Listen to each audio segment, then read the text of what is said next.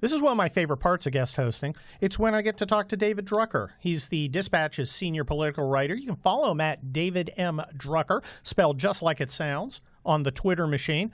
David, welcome to the show. Good to talk to you, Kurt. Oh, what? So, slow week, huh? Goodness. Never a dull moment here in River City. You know how it is. Well, look, there was a lot of stuff going on, and we could probably talk for about 2 hours and never repeat ourselves. I'm really interested in something that you may have a perspective on, which is the Democrats' attempt to reach out to young men. Particularly in light of Nate Silver's revelation that something like 50% of heavily liberal young people have some sort of diagnosed mental disorder. Wow, how are Democrats going to navigate their problems, since their constituency seems to be confused and insane? Well, I'll leave that commentary to you. I will say, though, that because you brought this up, it's actually something I've done a lot of reporting on. Democrats had a very big problem with young men who drifted into Trump's camp in 2024. It was the first time that had happened, at least in the past 25 years, if not longer. We've seen now a huge gender divide among young people, with men voting Republican and women sticking with the Democrats. But there is a lot of political analysis and research and sociological research around what is going on with young men ages 18 to 29, both politically and sociologically.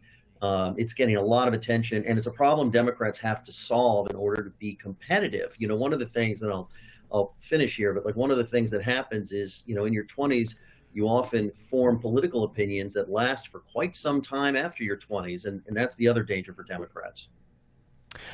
David Drucker, the Dispatch, I look at the Democrats and they're saying, well, we're going to get brand ambassadors. We're going to get, some women, some men who maybe, I don't know, don't meet the traditional definition of toxic masculinity. Let's just throw that out there.